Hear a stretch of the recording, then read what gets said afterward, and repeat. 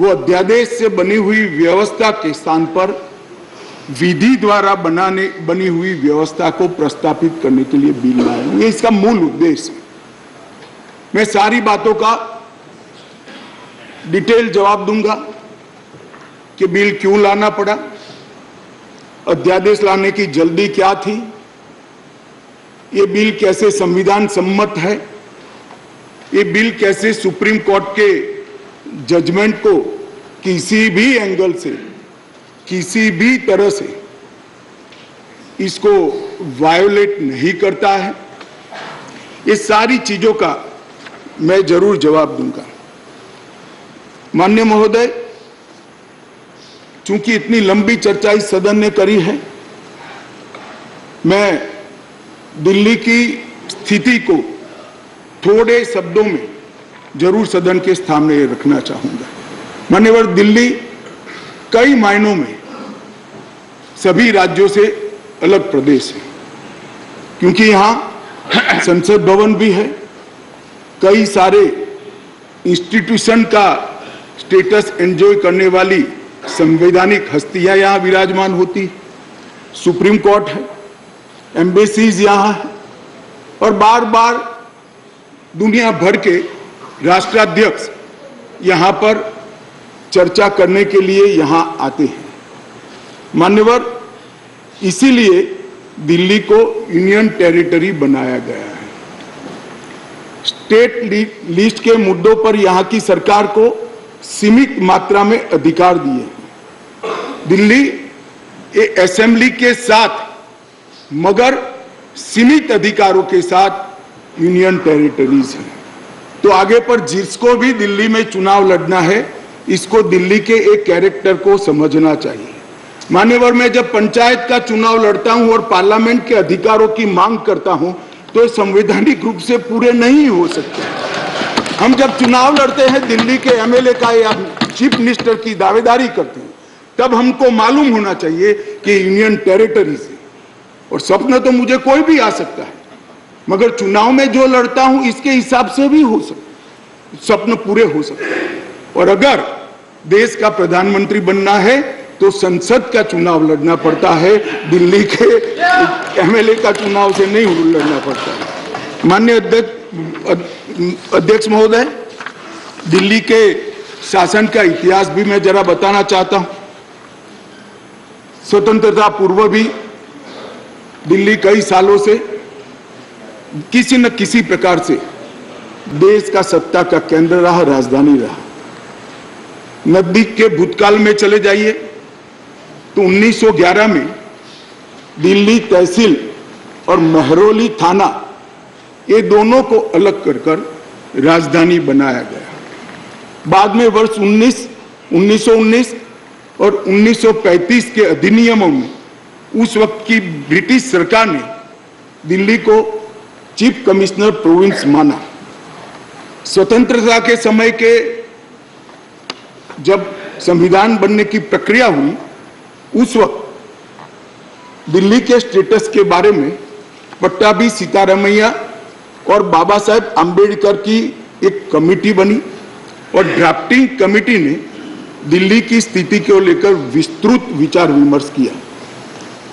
माननीय सभापति महोदय, पट्टाभी सीतारामैया समिति ने दिल्ली को लगभग राज्य स्तर का दर्जा देने की सिफारिश की थी। उसी कमेटी के चर्चा के वक्त पंडित नेहरू, सरदार पटेल, सी राजगोपालाचारी, डॉक्टर राजेंद्र प्रसाद और स्वयं डॉक्टर अंबेडकर जैसे नेताओं ने इसका अलग अलग तर्क देकर विरोध किया था। मान्यवर, 1949 में संविधान के अंतिम मसौदे के साथ संविधान सभा के अध्यक्ष को भेजी गई डॉक्टर अंबेडकर की रिपोर्ट का मैं पेरा पढ़ना चाहता हूं। जहां तक दिल्ली का सवाल है, हमें ऐसा लगता है कि भारत के राजधानी के रूप में शायद ही किसी स्थानीय प्रशासन के अधीन दिल्ली को रखा जा सकता है। संयुक्त राज्य अमेरिका में संसद राजधानी के संबंध में पूर्ण विधायी शक्ति का अधिकार रखती है। ऑस्ट्रेलिया में भी ऐसा है।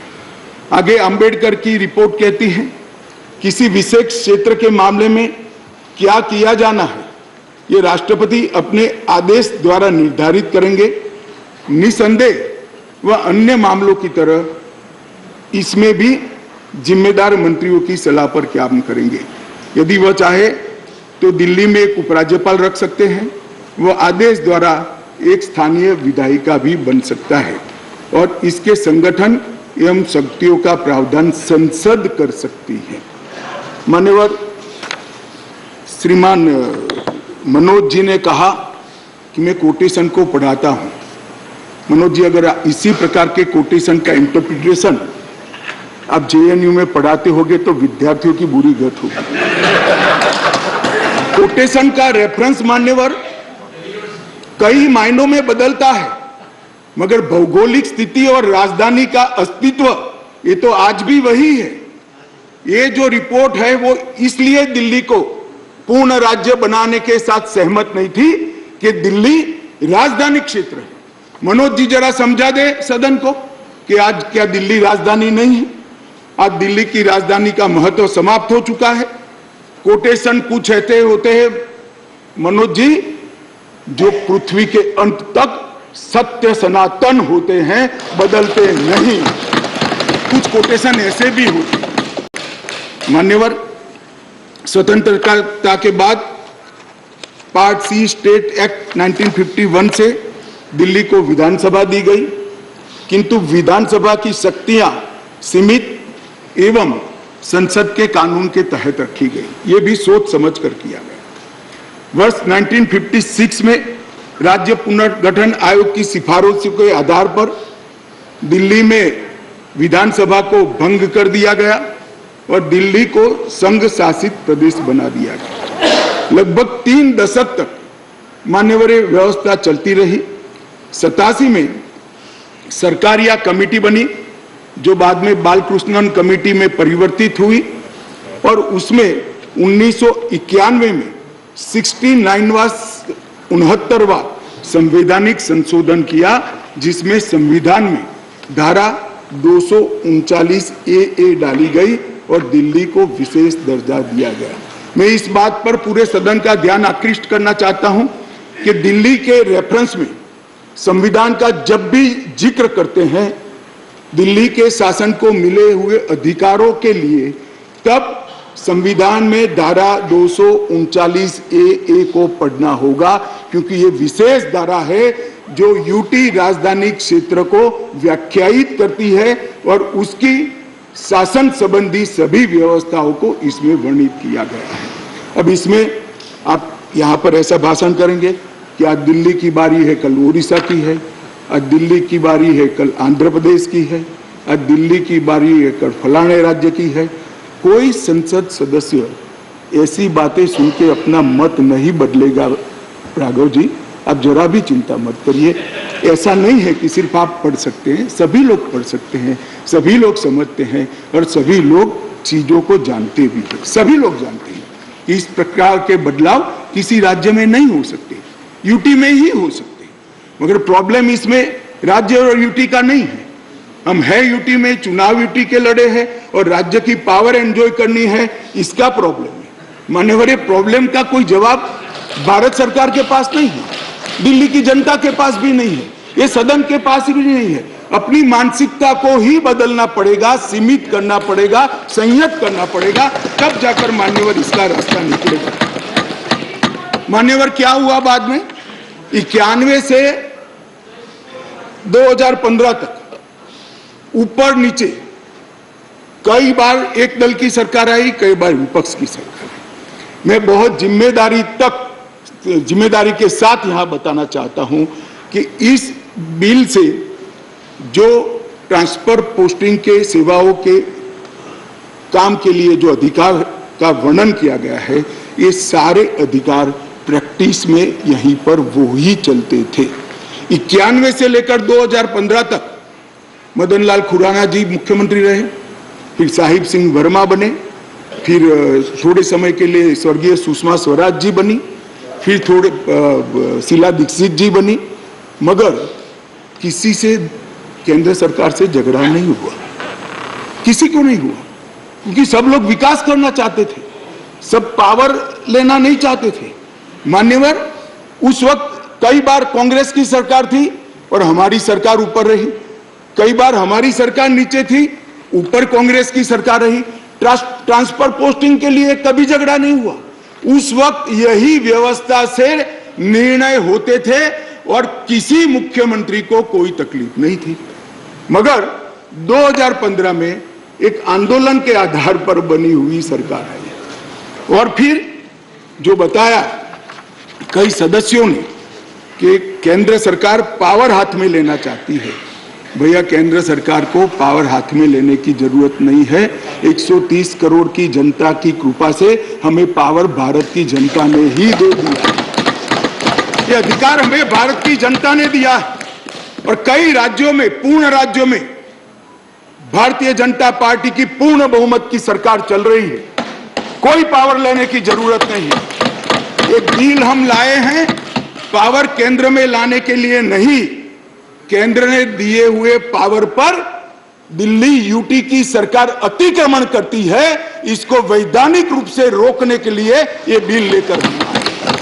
मान्यवर, शब्दों के श्रृंगार से असत्य को सत्य नहीं बनाया जा सकता। लंबे चौड़े ऑक्सफोर्ड की डिक्शनरी के सुंदर सुंदर अंग्रेजी शब्दों से बोलने से असत्य सत्य नहीं हो जाता है। मान्यवर, मैं सबको बताना चाहता हूं कि कोई भी इसका विरोध करे, अगर सत्य है कि 91 से लेकर 2015 तक यही व्यवस्था चलती थी, इसमें हमने कोई फर्क नहीं किया है। मान्यवर, मैं इसलिए बात करना चाहता हूं कि नई व्यवस्था आई, कई सदस्यों ने कहा, मैं तो तब बोलना नहीं चाहता मगर कहा है इसलिए इसे रिपीट करता हूं कि अराजकता फैलाने का काम दिल्ली में शुरू हो गया है। मान्यवर, शासन व्यवस्था के एक फ्रेमवर्क में चलना पड़ता है। अगर मैं मंत्री हूं तो मेरे मंत्री के नाते अधिकार है तो दायित्व भी है। मैं किसी और के अधिकार का हनन नहीं कर सकता। मान्यवर, कई बार ऐसी व्यवस्था आई, मैं बाद में बात करूंगा। अभी चिदम्बरम जी खड़े हो गए थे, वो होम मिनिस्टर थे, तब क्या हुआ था और उन्होंने फाइल पर क्या लिखा है वो भी है मेरे पास, मैं बताऊंगा। मान्यवर, परंतु मैं इतना स्पष्टता से कहना चाहता हूं कि 91 से लेकर 2015 तक ये व्यवस्था जस की तस थी, जिसको बदलने के लिए 2015 में एक परिपत्र किया गया दिल्ली सरकार द्वारा, जिसको नलीफाई करने के लिए भारत सरकार ने एक परिपत्र सेवाओं के बारे में इश्यू किया। उसको उच्च न्यायालय में चुनौती दी गई। उच्च न्यायालय में भारत सरकार के पक्ष में फैसला आया, फिर सर्वोच्च न्यायालय की खंडपीठ को वो डिफर कर दिया गया। 2018 में सर्वोच्च न्यायालय की खंडपीठ ने एक आदेश दिया जिसका सार है कि मंत्री परिषद की अधिकारों को सर्वोच्च न्यायालय ने प्रस्तावित किया। मान्यवर, फिर वो डिवीजन बेंच के अंदर, 2 जज की बेंच के अंदर गया, वहां सहमति नहीं बनी और फिर से खंडपीठ को रिफर कर दिया गया और 11 मई को सर्वोच्च न्यायालय की खंडपीठ ने सेवाओं के मामले में अपना निर्णय दिया। ये जो निर्णय है मान्यवर, इसमें सर्वोच्च न्यायालय ने ये विषय तय किया है, भारतीय संघ को केवल 3 विषयों पर, पॉलिसी और पुलिस, पब्लिक ऑर्डर और लैंड, ये 3 विषय पर ही कार्यकारी अधिकार प्राप्त है। सेवाओं का अधिकार दिल्ली सरकार के पास रहता है। परंतु उसी जजमेंट में ये कहा गया, हालांकि 239A को कोट कर कि संसद को दिल्ली राजधानी क्षेत्र के सभी विषयों पर और किसी भी क्षेत्र पर कानून बनाने का अधिकार है। मान्यवर, अब जो लॉयर होते हैं वो बातों को बहुत खूबसूरत तरीके से रखने में माहिर होते हैं। एक ही अधिवक्ता एक बार एक धारा को डिफेंड करता है तो वही अधिवक्ता दूसरी बार वही धारा का विरोध करता है। मगर हमको तो ऐसी महारत हासिल नहीं, हम तो सार्वजनिक जीवन के छोटे कार्यकर्ता है, तो जो सच होते हैं वो बोलते हैं। मैंने अभिषेक मनु सिंघवी जी को ध्यान से सुना। मान्यवर, उन्होंने कहा, उन्होंने क्या करा उनको पूरा मालूम है, मैं मानता हूं मालूम होगा, बड़े विद्वान वकील है। उन्होंने अनुच्छेद 339 AA 7A को पढ़ा, जिसमें लिखा है 239 AA 7A के तहत संसद को केंद्र सरकार के प्रावधानों को इफेक्ट देने या सप्लीमेंट करने के लिए कानून बनाने का पूरा अधिकार है, उन्होंने पढ़ा। मगर इसके ऊपर 3B में नहीं गए। मैं अब पढ़ता हूं 3B क्या है। पहले मैं 239 AA में दिल्ली के विषय में विशेष प्रावधान किए गए हैं। इसके तहत दिल्ली विधानसभा सहित संघ शासित प्रदेश है, विधानसभा सहित संघ शासित प्रदेश। मान्यवर, इसके 239 AA 3B के अनुसार दिल्ली के संघ राज्य क्षेत्र या पूरा राज्य क्षेत्र या उसके किसी भी भाग के बारे में उससे संबंधित किसी भी विषय पर कानून बनाने का अधिकार संसद का अधिकार। अब मैं विनम्रता से इतना ही पूछना चाहता हूं कि किसी भी विषय पर आता है, इसमें सर्विसेज आती है या नहीं आती है? सर्विस विषय है या नहीं? और मान्यवर, और इससे आगे जाकर 239 AA 3C के अनुसार संसद को, यह भी ध्यान से सुने सदन, संसद को राष्ट्रीय राजधानी क्षेत्र दिल्ली की विधानसभा द्वारा बनाए गए किसी भी कानून को संशोधित करने का, उसका स्वरूप बदलने का या उसको निरस्त करने का भी अधिकार दिया गया। और मानने वाले हम लेकर नहीं आए, कौन लाए? आज जो राजनीतिक जरूरियात के कारण आप पार्टी की गोदी में बैठी है, वो कांग्रेस पार्टी ये संविधान संशोधन लेकर आई, ये हम लेकर नहीं आए। अगर दिल्ली के अधिकारों का किसी ने हनन किया है, दिल्ली की असेंबली का किसी ने हनन किया अधिकारों का, तो मान्यवर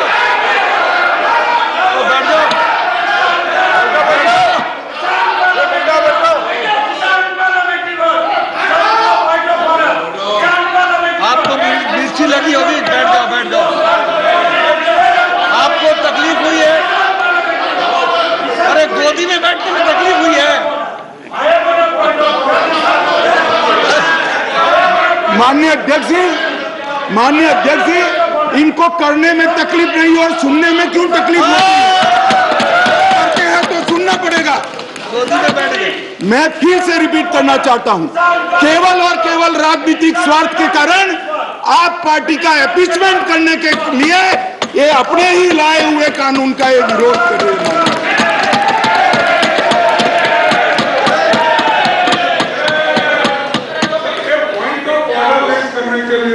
कैसा पॉइंट ऑफ ऑर्डर?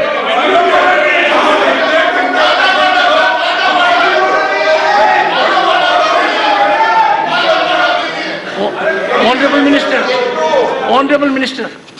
माननीय अध्यक्ष जी, Honorable Minister. Would you please raise your point of order? Point of order पे रहूंगा। Our rule says unparliamentary word cannot be used in this house. We have the book of list और उसी list के हिसाब से किसी party किसी के साथ जाने पे उसकी गोदी में बैठी है, ये वर्ड अनपार्लियामेंट्री है। कल हम भी बोलेंगे। आप डेकोरम की बात करते हो, आप डेकोरम की बात करते हो, तो प्लीज गोदी में बैठे हैं, हम भी बीजेपी के लिए बोलेंगे कि कौन सी गोदी है, किसकी गोदी में बैठे हैं। तो डेकोरम आप कहते हो, तो डेकोरम मेंटेन हम भी करना चाहते हैं। और speaker sir, You are not to make a speech. I have heard your point of order. I reject the point of order. Take your seat. Sir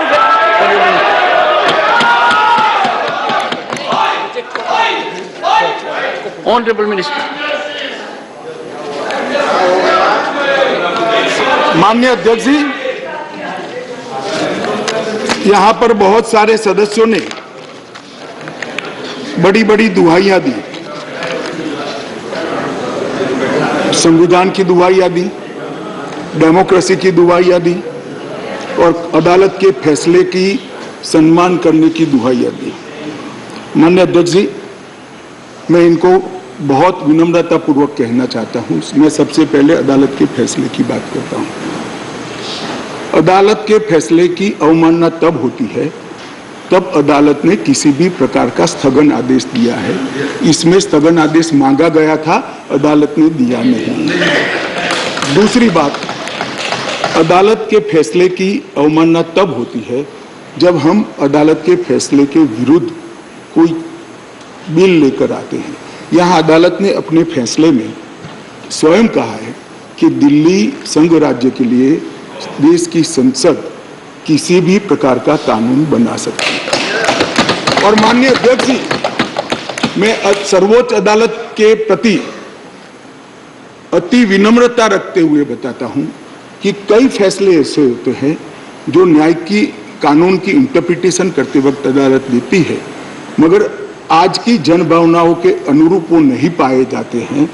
तो इस आजादी से अब तक ढेर सारे इतने उदाहरण हैं जिसमें संसद ने अदालत के फैसलों को बदलने के लिए कानून लेकर आए, मगर इसमें तो एक केस भी नहीं। माननीय अध्यक्ष जी, इस देश की संसद ने कई बार संविधान बदला। अदालत के फैसले की बात छोड़िए, अदालत के फैसले को न्यूट्रलाइज करने के लिए कई संविधान के पैराग्राफ जोड़े गए हैं माननीय अध्यक्ष। और ये संसदीय परंपरा है जिसको अदालतों ने भी स्वीकार किया है। और पहला संविधान संशोधन तो तब हुआ जब पार्लियामेंट भी नहीं बनी थी मान्यवर। कॉन्स्टिट्यूएंट असेंबली ने पहला संविधान संशोधन पारित किया था, तब से संविधान बदलने की प्रक्रिया चली है। और मैं आपको बताता हूं भाई, हम संविधान में बदलाव इमरजेंसी डालने के लिए नहीं लाए हैं।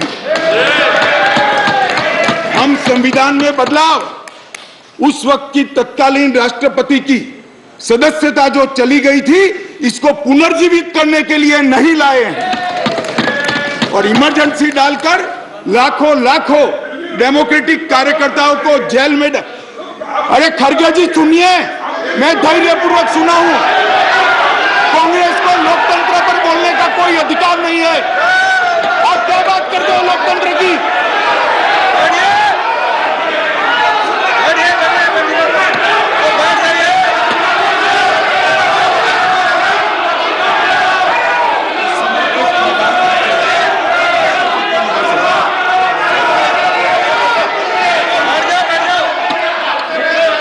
Honorable members, please take your seat. Take your seat.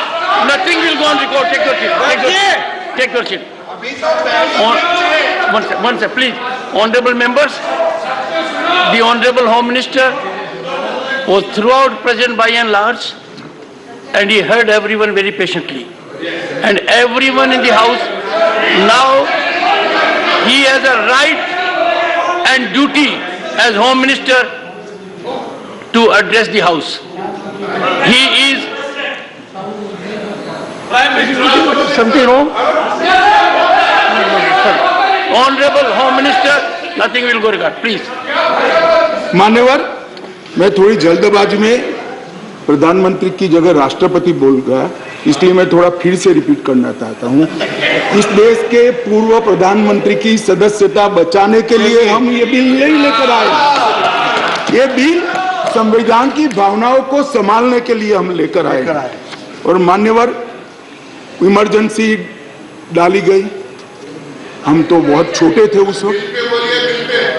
ये बिल पर ही है, ये बिल पर ही है। भैया डिस्कस,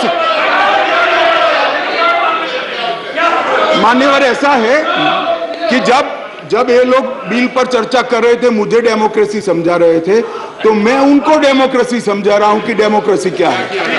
इमरजेंसी के अंदर मान्यवर 3 लाख से ज्यादा राजनीतिक दलों के बड़े बड़े नेताओं को जेल में डाल दिए गए, जेल में डाल दिए।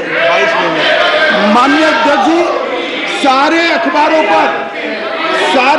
पर सेंसरशिप डाल दी गई। माननीय अध्यक्ष जी, इंडियन एक्सप्रेस ने अपने संपादकीय को खाली रखना पड़ा। माननीय अध्यक्ष जी, ये लोग डेमोक्रेसी की बात कर रहे हैं, ये लोग डेमोक्रेसी की बात कर रहे हैं। माननीय अध्यक्ष जी, और जब माननीय अध्यक्ष जी इन्होंने पूछा कि भाई अध्यादेश अब लाए थे, तो बहुत सुंदर क्रोनोलॉजी देश के मतदाताओं को गुमराह करने के लिए दी। माननीय अध्यक्ष जी, इसका जवाब मुझे देना ही पड़ेगा, फिर से उनकी भावनाएं उद्वेलित होगी मगर मुझे देना पड़ेगा।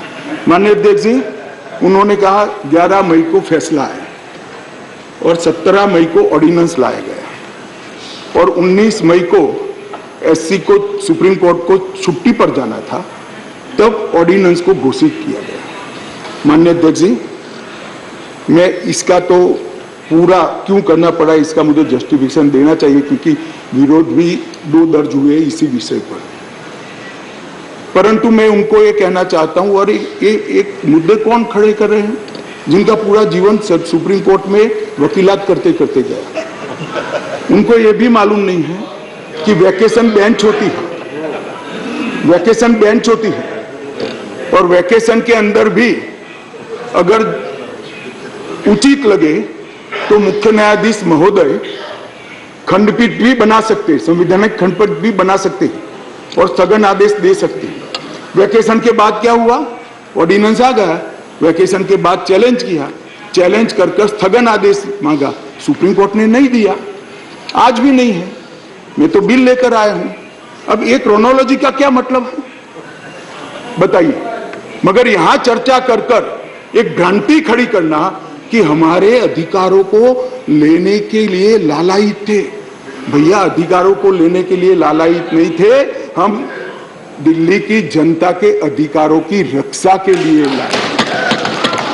इसलिए मान्यवर, ये जल्दी करनी पड़ी। मान्यवर, मैं आगे बताता हूं कि जल्दी क्यों करनी पड़ी। मान्यवर, अब मेरे पास भी एक क्रोनोलॉजी है, जरा उसको धैर्य से सुनना चाहिए। मान्यवर, 11/5/23 को ये अध्यादेश आया और ये फैसला है। फैसला लगभग 3-4 बजे के आसपास घोषित हुआ। उसके बाद में 5:30 बजे फैसला क्या था मान्यवर? फैसला तो ये था कि संवैधानिक खंडपीठ ने एक फाइंडिंग दिया है, ये रेगुलर बेंच के सामने जाएगा, रेगुलर बेंच हियरिंग करेगी और बाद में इसका आदेश पारित करेगी, तब जाकर फैसला लागू होगा।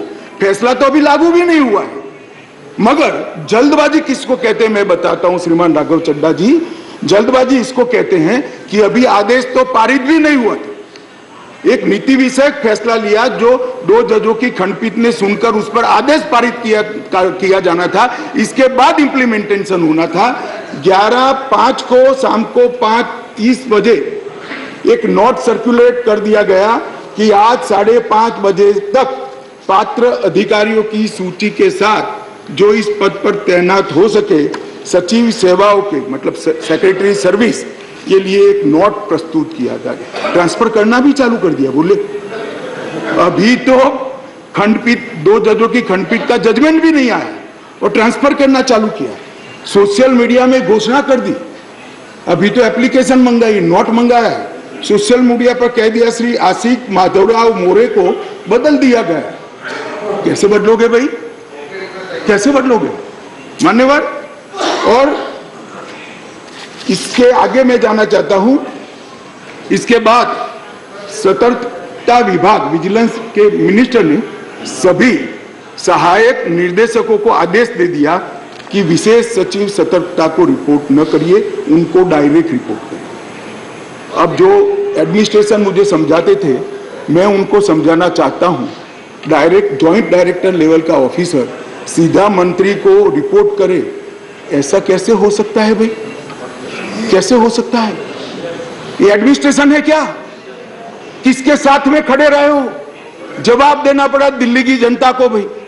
मान्यवर, इसके बाद सतर्कता विभाग के मंत्री जी ने आदेश दे दिया 13 तारीख को कि मैनुअल के पैरा 2.22 के उल्लंघन किया, जिसमें विजिलेंस सेटअप के कार्यबल सीवीओ के परामर्श से संगठन के प्रमुख संगठन में प्रभावी सतर्कता प्रबंधन के लिए कार्यबल तैनात करने के निर्देश बनाने के लिए सूचना कर दी। अब मुझे ये समझ नहीं आता है, अभी तो संवैधानिक खंडपीठ को आदेश भेजा है, इंटरप्रिटेशन भेजा है, इस पर खंडपीठ ने 2 जजों की खंडपीठ ने सुनवाई करनी है और फिर जजमेंट देना है। यहाँ पूरा इंप्लीमेंटेशन कर दिया। मगर विश्व में कोई भी विज्ञान का नियम है, कोई भी चीज अकारण नहीं होती है। ये विजिलेंस विभाग को ही क्यों टारगेट बनाया गया? ट्रांसपोर्ट को नहीं बनाया गया, सफाई को नहीं बनाया गया, जल बोर्ड को नहीं बनाया गया, जल विभाग को नहीं बनाया गया, मान्यवर रोड एंड बिल्डिंग को नहीं बनाया गया, सोशल वेलफेयर को नहीं बनाया। ये सारे शासन के साथ जुड़े हुए भी नहीं है क्या? ये किसी में जल्दी नहीं हुई, सिर्फ विजिलेंस में हुई। अब मैं इस कारण बताना चाहता हूं कि सदन में विजिलेंस में क्यों जल्दी हुई। मान्यवर, इसके अंदर आबकारी घोटाले की, शराब घोटाले की फाइल विजिलेंस में पड़ी थी। इसलिए मान्यवर आधी रात को विजिलेंस डिपार्टमेंट खोलकर फाइलों की हेराफेरी करने की फरियाद दिल्ली पुलिस को मिली है। मान्यवर केशव राव जी कहते थे हम तो ना इनके साथ है, ना उनके साथ है, ना आपसे जुड़ाव है, ना उनसे जुड़ा है। बीआरएस वालों का भी इस शराब घोटाले के साथ आप पार्टी के साथ जुड़ाव है, इसीलिए आप वहां बैठे हो। मान्यवर, एक फाइल थी आबकारी घोटाले वाली, दूसरी फाइल थी एक यहाँ पर शीश महल बना है मान्यवर, बहुत बड़ा शीश महल। हमने When we speak, you stop us. Sheesh Mahal is allowed to नहीं, एक मिनट मान्यवर, शीश महल में असंसदीय क्या है? अभी मैं आगे तो बोला ही नहीं।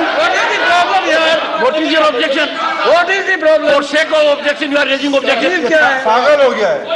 No, you just want to hold the floor. 258. Sorry, please. 258. Sorry. Let us not make issue of non-issues. 258. Take your seat. 258. Take your seat. 250. Sit down. You want Take me your to sit? seat. Okay, I'll sit. Take your seat. Take your seat, please. Take your seat. 258. Take your seat. Honorable Minister. मान्यवर, मैं कहता हूं शीश महल में क्या असंसदीय है, चर्चा करें जरा खड़े होकर। वैसे ही व्यवधान करने के लिए खड़े हो जाते हैं, जरा समझाइए।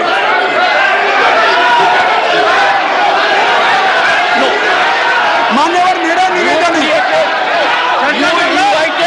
मान्यवर मेरा निवेदन है, असंसदीय क्या है इसमें इसकी चर्चा की जाए।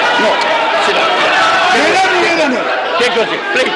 Take your seat. Take your seat. Take your seat. Sheesh Mahal पे चर्चा हो जाए। Take your seat. Take your. You. Mr. Derek O'Brien. Mr. Derek O'Brien. You deliberately got up only to create disturbance, only to create disruption. This will not be accepted. Please. Sir, leader would like to speak, sir.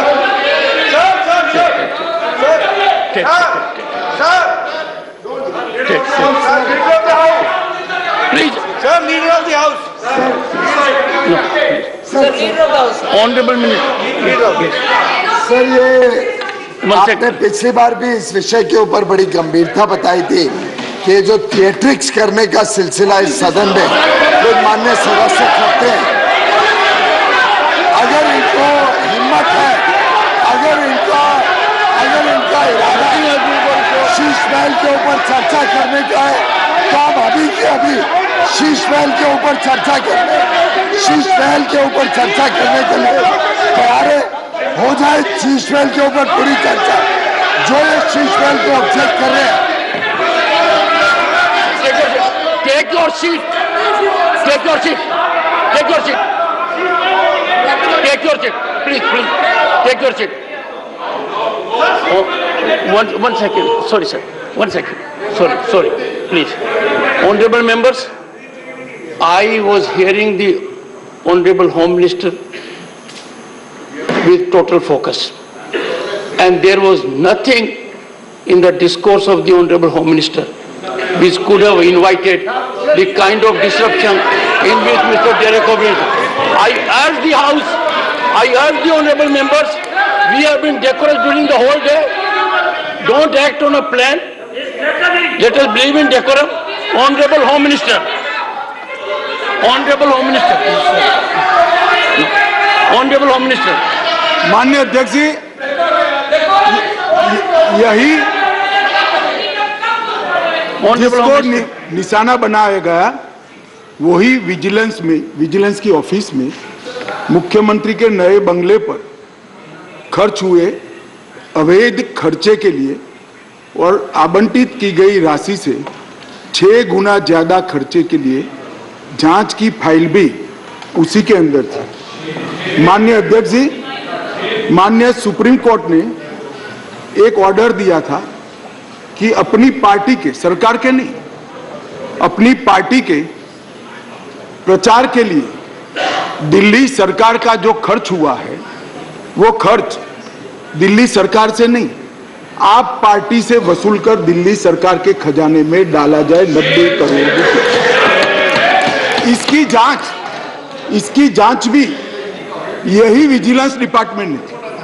मान्यवर, इन्होंने दिल्ली सरकार के पास law and order नहीं है, इसका मतलब police नहीं है, इसलिए वहां इंटेलिजेंस डिपार्टमेंट नहीं हो सकता है, मगर उन्होंने एक फीडबैक यूनिट बनाया और फीडबैक यूनिट से राजनीतिक जानकारियां इकट्ठा करना शुरू करी। मान्यवर, इसके खिलाफ भी एक जांच चली और एक जांच की फाइल भी विजिलेंस डिपार्टमेंट ने दी।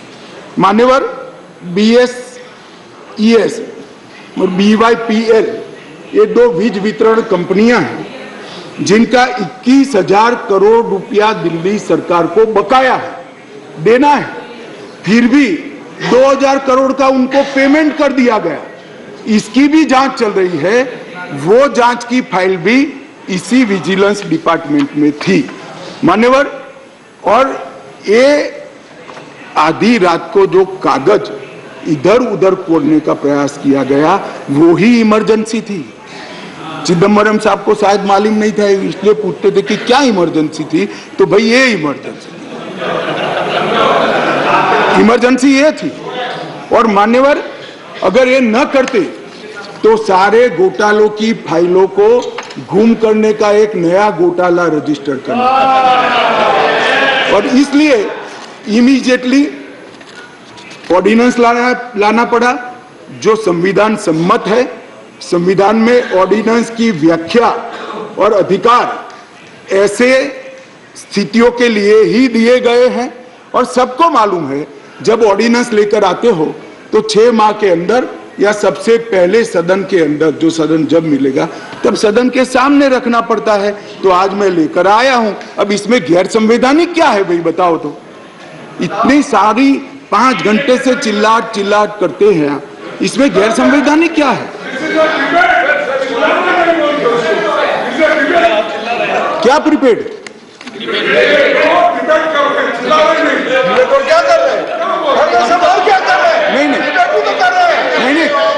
नहीं, एक सेकंड। मान्यवर, खड़गे साहब की बात सही है, चिल्लाना शब्द निकाल दीजिए। बार बार रिपीटेशन के साथ इसको आप दोहरा रहे हो, इसलिए मैं बता रहा हूं बस। खड़गे साहब की बात सही है सर। मान्यवर, अब ये विधानसभा के अधिकारों की बात करते हैं। हम सब ये सम्मानीय सदन के सदस्य हैं। सदन जब राष्ट्रपति महोदया आहूत करती है, बाद में इसका सत्रावसान होता है। ये संविधान की एक बनाई हुई सदन को चलाने की कार्यरीति है। इस पूरे देश में एक ही असेंबली है जिसका सत्रावसान ही नहीं हुआ ना, सत्रावसान होता ही नहीं। स्पीकर साहब सदन को मुलतवी कर देते हैं। और फिर जब बुलाना है, राजनीतिक भाषण करना है, तब सदन को बुलाकर 3 घंटे चलाकर फिर से बंद कर देगा। दिल्ली असेंबली ऐसी है जिसका आज तक सत्र अवधान ही नहीं हुआ है। मान्यवर, आप मुझे बताइए, ऐसे चल सकता है? माननीय अध्यक्ष जी, विधानसभा के rules of procedure and conduct of business 1997 के नियम 70 में विधानसभा अध्यक्ष को सदन को स्थगित करने का अधिकार दिया है। ये अधिकार इस तरह से देश के किसी भी असेंबली के स्पीकर ने नहीं उपयोग किया है। मैं इस पर कोई टिप्पणी करना नहीं चाहता। अगर उचित है तो कांग्रेस पार्टी ने जरूर इसका समर्थन करना चाहिए कि भाई विधानसभा को या संसदों को स्थगन कर ही चलाना, कभी सत्रावसान नहीं करना, वो सेशन में ही रहेंगे। अब सेशन में ही रहेंगे तो कानून कैसे बनाओगे? अब कैबिनेट बुला ही नहीं सकते। इसलिए क्या स्थिति है समझिए साहब। 2020 में सत्र की संख्या कितनी हुई दिल्ली के? 1 बजट सत्र। 2021 में कितनी? 1 बजट सत्र। 2022 में कितनी बार सदन बुलाया गया? 1 बार बजट सत्र। 2023 में कितनी बार सदन बुलाया गया? 1 बार बजट सत्र। उसके अलावा असेंबली की जरूरत ही नहीं है। इसके अलावा मान्यवर असेंबली की जरूरत ही नहीं है। ये किस तरह से असेंबली चला रहे हैं मान्यवर? मान्यवर कैबिनेट के अधिकारी की दुहाई दे रहे हैं। 2022 में 6 कैबिनेट बैठक सिर्फ हुई है, 1 साल में सिर्फ 6।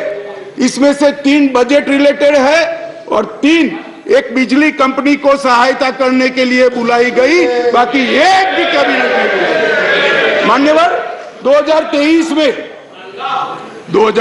में सिर्फ 2 ही कैबिनेट बुलाई गई और दोनों बजट के कामकाज के लिए बुलाई। अब आप क्या भैया कैबिनेट का दुहाई देते हो, क्या अधिकार का दुहाई देते हो? ना कैबिनेट मिलती है, ना सदन मिलता है, और हमें डेमोक्रेसी पढ़ाते हो भाई। ऐसा कभी नहीं होता भाई। ये जो कहते हैं ना कि क्या विशेष हुआ था, इसलिए मैं समझाता हूं मान्यवर क्या विशेष।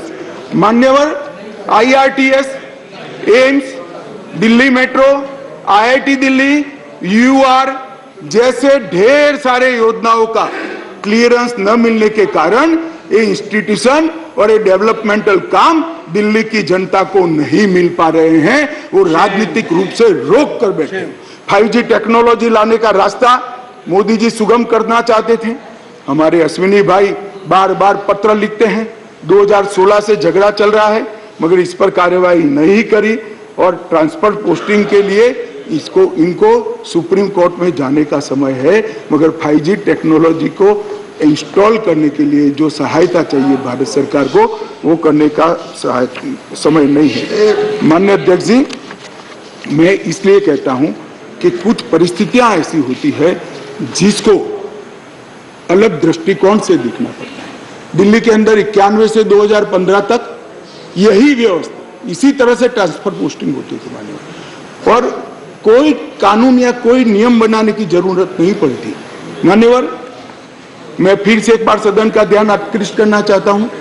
कुछ सदन के सदस्यों ने कहा कि ये बिल संविधान सम्मत नहीं है और संविधान के अधिकारों को ये बिल कानून के द्वारा संविधान सुधारने का प्रयास है।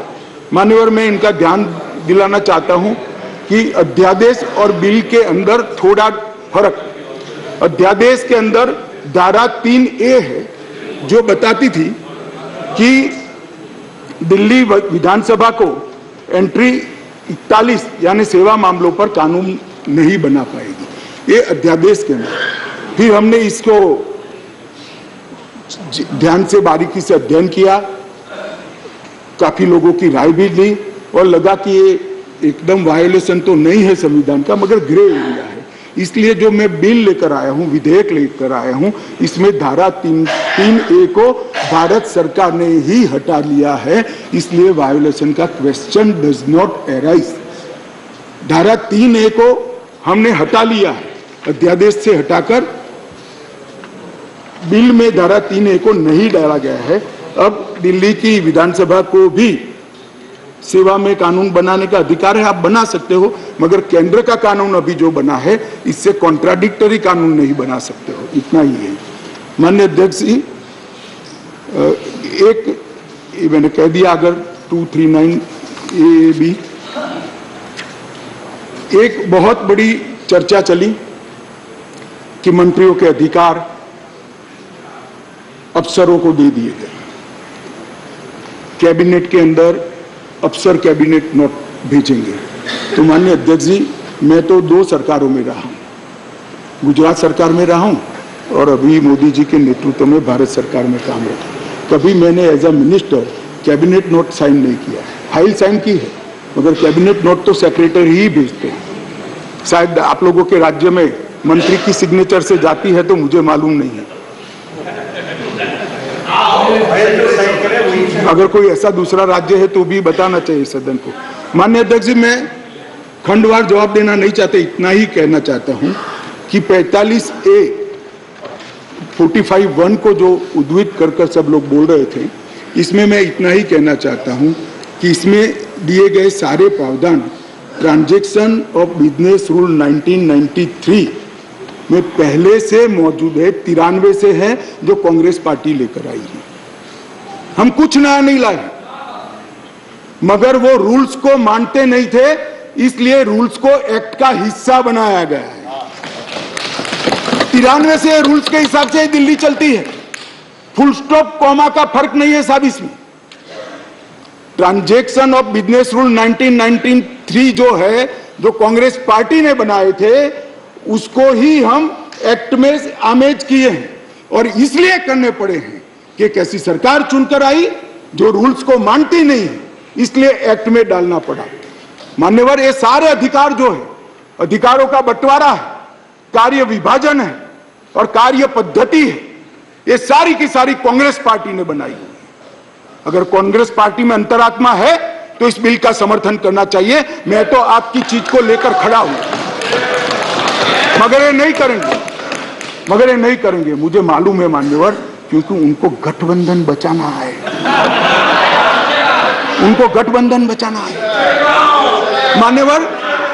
मान्यवर, मैं आपको बताना चाहता हूं, ये आप पार्टी का जन्म ही कांग्रेस का विरोध कर हुआ।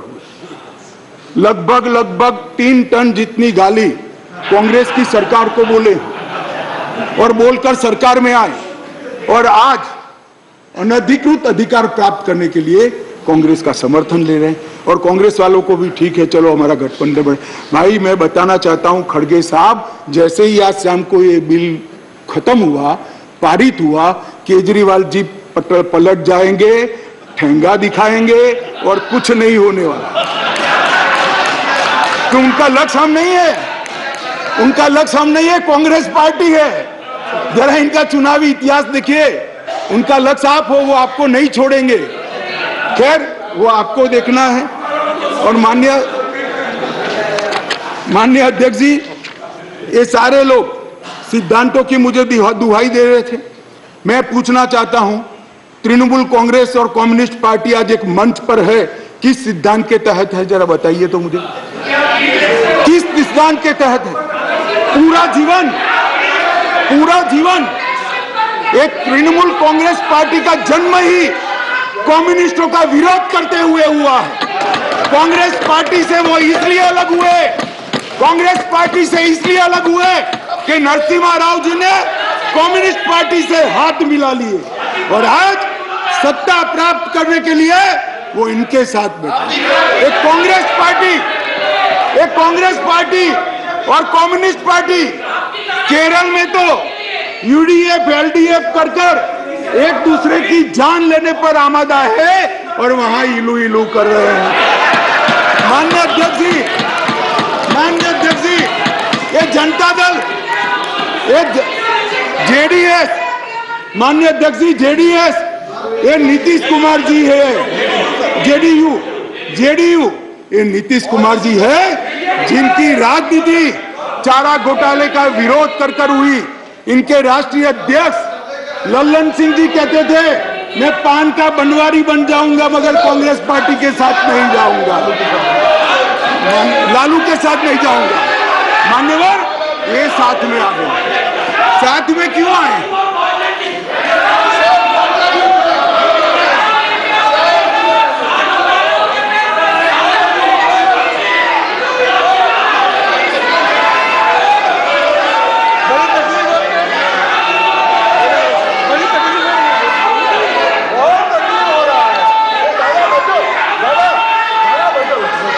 मान्यवर,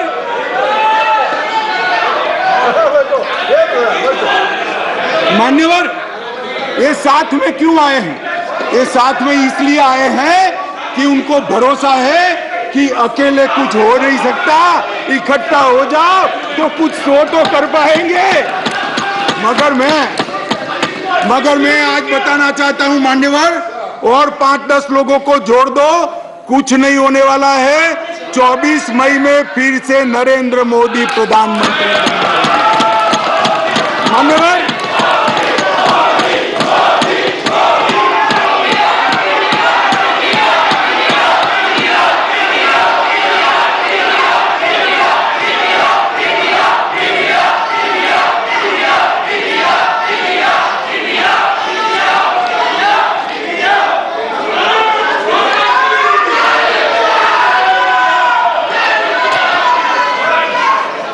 मान्यवर, श्री संजय राउत ने कहा,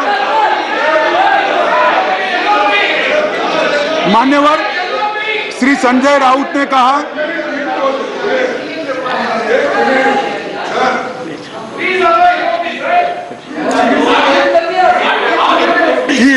I know, but just take it. Don't get agitated, sir. We will have a good transactional business. Yes, lead of the question. Your point of order, sir. देखिए, जरा मुझे 2 मिनट चांस दीजिए बस। देखिए शाह साहब, उन्होंने ऑर्डिनेंस पे बोल रहे हैं, ठीक है, लेकिन ऑर्डिनेंस को छोड़ के वो हमारे इमरजेंसी से लेकर और अब तक जो आगे 2024 में, अरे भाई चुप, सब आधे कांग्रेस के हैं इसमें, आधे कांग्रेस में है। देखिए आप भी सब आप भी थे, तो सर मेरा एक ही निवेदन है कि शाह साहब अच्छे भाषा में बोलते हैं, हिंदी में अच्छा, जैसा अंग्रेजी में हार्वर्ड को उन्होंने बोले कि अच्छे शब्दों में ऐसा वैसा ही वो भी हिंदी में बहुत अच्छे तरीके से व्याकरणबद्ध हिंदी बोल रहे हैं, ठीक है। लेकिन क्या बोल रहे हैं कि 2024 के इलेक्शन को वो संदेश दे रहे यहाँ से कि हम जीतेंगे। माननीय खड़गे जी, एक और अपोजिशन का पूरा, माननीय खड़गे जी, अपोजिशन के टीका टिप्पणी कर रहे हैं। आप अपने विषय पे बोलिए। माननीय खड़गे जी, आप डिबेट में करीब पूरे समय रहे हैं, डिबेट में आप करीब पूरे समय रहे हैं, पर कुछ समय आप नहीं थे। मैं आपको कह सकता हूं कि आप रिकॉर्ड को देखिए, सभी सदस्यगण ने अपने भाषणों के अंदर जो आयाम अपनाया है उसका रिस्पॉन्स है। ये नहीं, ये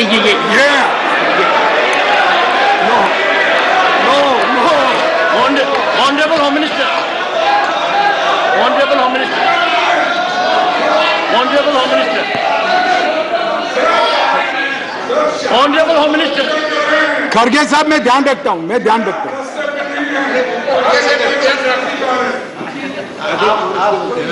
माननीय मैं खड़गे जी का बैठ जाओ। मान्यवर, मैं खड़गे जी का धन्यवाद करता हूं। इन्होंने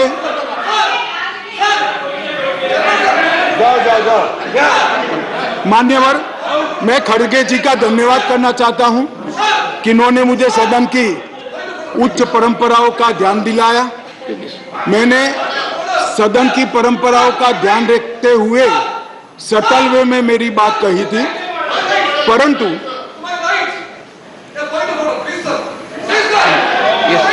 मान्यवर मैंने सटल वे में ही करी थी।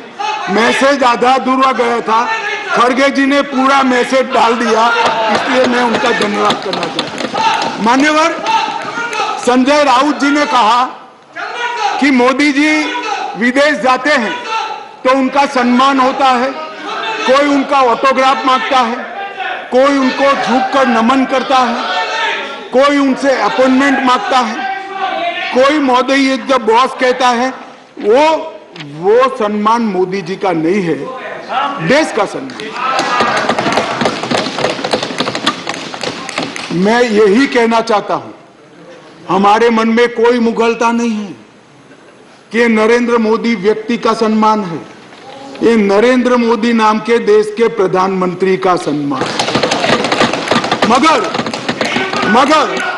मगर इतने सारे देश के राष्ट्रपति, प्रधानमंत्री, राष्ट्राध्यक्ष भारत के प्रधानमंत्री को सम्मान देते हैं, इससे देखकर आप भी जरा देना चालू करो तो थोड़ा अच्छा दिखेगा। मान्यवर कम्युनिस्ट पार्टी के 2 सदस्यों ने मेरी पार्टी का उल्लेख देकर कहा कि मेरी पार्टी का आजादी के आंदोलन में कोई इतिहास नहीं है, हिस्सा नहीं।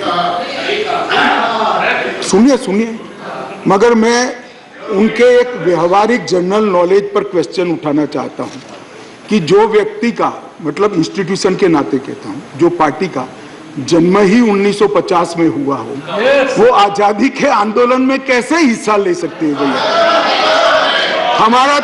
हमारी पार्टी का जन्म ही 1950 में हुआ, हम कैसे आजादी का आंदोलन लड़ेंगे? मान्यवर मगर कई ऐसे हमारे फाउंडर मेंबर थे, श्यामा प्रसाद मुखर्जी से लेकर कई सारे। आज बंगाल अगर भारत में है तो श्यामा प्रसाद मुखर्जी के कारण है, और अगर आज कश्मीर भारत में है तो श्यामा प्रसाद मुखर्जी के कारण। और मान्यवर ये कह रहे थे ये नागपुर से इशारा आता है, नागपुर से। ठीक है भाई, चलो 1 सेकंड के लिए मेरी बात मान लो, नागपुर से इशारा आता है, आपकी बात को मैं मान लेता हूं, मगर नागपुर तो भारत का हिस्सा है, रसिया या चीन नहीं है। आपकी पार्टी तो रसिया और चीन से इशारा लेती थी। मान्यवर ये मुझे क्या कह रहे हैं? कम्युनिस्ट पार्टी बात कर रही है देशभक्ति की, कम्युनिस्ट पार्टी देशभक्ति की बात कर रही है। मान्यवर इनको ये ठीक नहीं लगता। मान्यवर चिदंबरम साहब ने कहा कि दिल्ली के लिए भी बीजेपी का अधिकार नहीं, दिल्ली में बीजेपी की 2 बार सरकार नहीं हुई। तो भाई अगर यही सिद्धांत है तो आपको तो बोलने का ही अधिकार नहीं है। आपके तो ना संसद सदस्य है, ना धारासभा में कोई सदस्य है। हमारे कम से कम 7 संसद सदस्य भारतीय जनता पार्टी के, और यही थियरी को माने तो विपक्ष के नेता ने ढेर सारे राज्यों के लिए वो बोल ही नहीं पाए। यूपी के लिए नहीं बोल पाएंगे, बिहार के लिए नहीं बोल पाएंगे, बंगाल के लिए नहीं बोल पाएंगे, ओडिशा में नहीं बोल पाएंगे, नॉर्थ ईस्ट में। ये सदन का हर सदस्य देश के झर्रे झर्रे के लिए चप्पे बोल सकते। किस तरह से देश के गृह मंत्री को रिस्ट्रिक्ट करना चाहते हैं? मान्यवर मैं सदन का सदस्य हूं तो भी देश के किसी भी हिस्से के लिए चिंता करने का मेरा अधिकार है और संविधान दत्त अधिकार है। मान्यवर किस प्रकार की बात इतने सीनियर व्यक्ति करते हैं? मान्यवर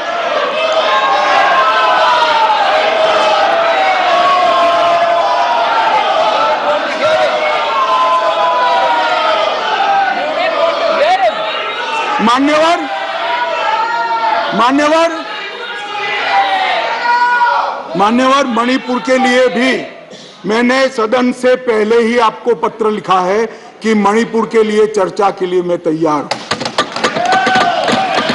आज भी कहता हूं अभी 11 तारीख बाकी है, हमें कुछ छिपाना नहीं है। छुपाना आपको है जो चर्चा होने नहीं देते हैं, आपको छुपाना है। और मैं कहता हूं मान्यवर 11 तारीख को चर्चा खड़गे जी कह दे, मैं कहता हूं इसी तरह से सुन नहीं पाएंगे मान्यवर, नहीं सुन पाएंगे, और इसीलिए मणिपुर पर चर्चा करने के लिए तैयार। मान्यवर,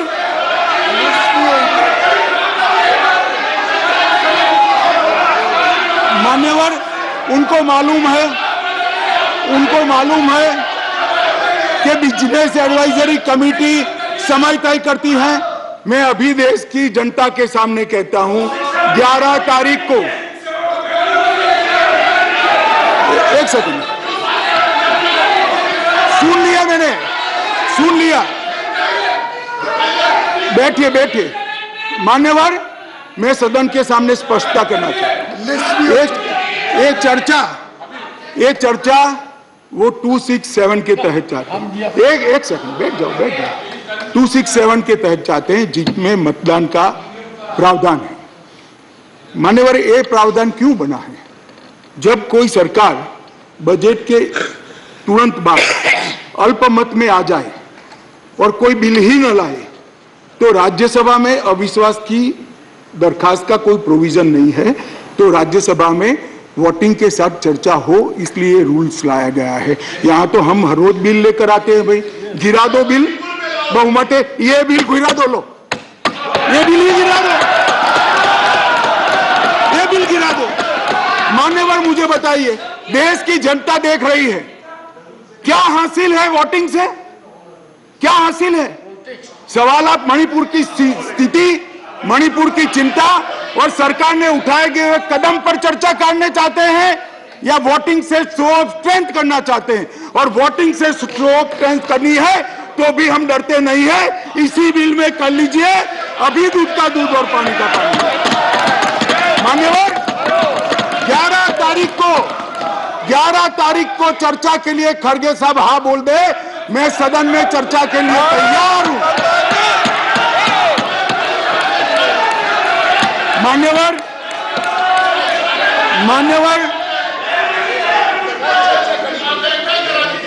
ऐसा है जयराम जी, आपको भी मालूम है अभी नहीं हो सकती। कल अविश्वास का प्रस्ताव है, आपको मालूम है। मान्यवर, देश की जनता सुन ले, 8, 9 और 10 अविश्वास का प्रस्ताव है, इसलिए मुझे कह रही है कि आज 8, 9, 10 में चर्चा करिए। कांग्रेस पार्टी ही लाई है, और मैंने सदन के पहले दिन से आपको पत्र लिखा है मान्यवर, कि सदन में कितनी भी लंबी चर्चा के लिए मैं तैयार हूं, मैं हर बात का जवाब दूंगा, और ये मेरा संवैधानिक दायित्व। मगर जब लोकसभा में अविश्वास प्रस्ताव पर चर्चा होती हो, तब ये चाहते हैं मैं यहां बैठूं। मान्यवर, इनको अविश्वास प्रस्ताव वही लेकर आए हैं, मगर इसकी संवैधानिक महत्व का मालूम नहीं है। अविश्वास का प्रस्ताव होता है, मैं वो सदन का सदस्य हूं, मुझे वहां रहना पड़ता है मान्यवर। और 11 तारीख में क्या बुराई है? 11 तारीख में क्या बुराई है? मान्यवर, चर्चा से भाग रहे हैं, ये चर्चा नहीं चाहते हैं मान्यवर, होने नहीं देते हैं। इसलिए मैं कहता हूं मान्यवर कि चर्चा करनी नहीं है, और चर्चा करे तब बोलकर भाग जाना है। आज अच्छा है, कम से कम एकता दिखाने के लिए, वोटिंग करने के लिए बैठे हैं। चलो वो बहाने से भी बैठकर संविधान के नियमों के हिसाब से, संसद के नियमों के हिसाब से चर्चा करी, इसके लिए धन्यवाद। मेरा पूरा सदन से मान्यवर निवेदन है कि जो मैं विधेयक लेकर आया हूं, इसको पारित किया।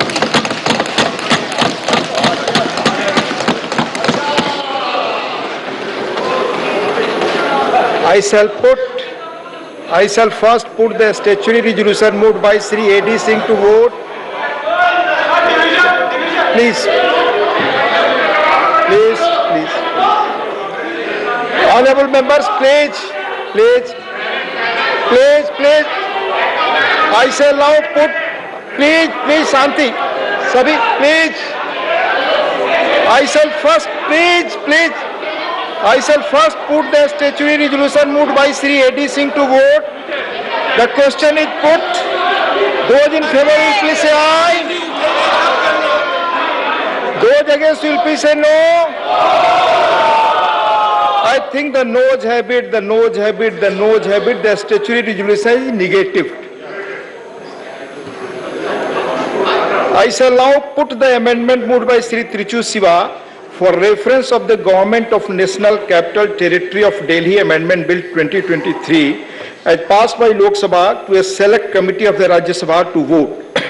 The question is that the bill further to amend the Government of National Capital Territory of Delhi Act 1991 as passed by Lok Sabha be referred to a select committee of the Rajya Sabha consisting of the following members: Sri Trichu Siva, Sri Abdul Wahab, Sri Derek O'Brien, Dr. K. Kesav Rao, Sri Sushil Kumar Gupta, Dr. John Vitas, Sri Shakti Singh Gohil, Srimati Vandana Chauhan, Professor Manoj Kumar Jha, Sri Vinay Vishwam, Sri Sanjay Raut, Professor Ram Gopal Yadav, with the instruction to report by the last day of the first week of the next 261 first session of the Rajya Sabha. Those in favor will please say aye. Aye.